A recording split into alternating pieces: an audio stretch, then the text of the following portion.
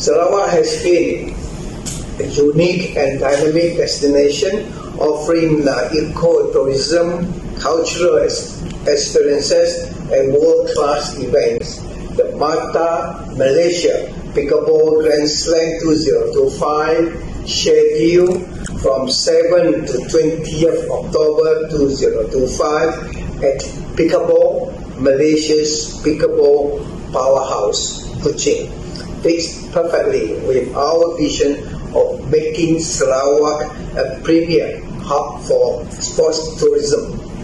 With an estimate of over 1,350 participants from Malaysia and abroad and a projected total visitors count of over 2,600, this event will bring an insignificant economic benefits to the state, boosting our tourism, hospitality, food, transport, shopping sectors, and more importantly, we will put Sarawak on the map as a preferred center for international sporting events. I would like to take this opportunity to commend MATA under the leadership of Mr. Nigel Wong for spearheading this event by bringing together top international and local pickleball players.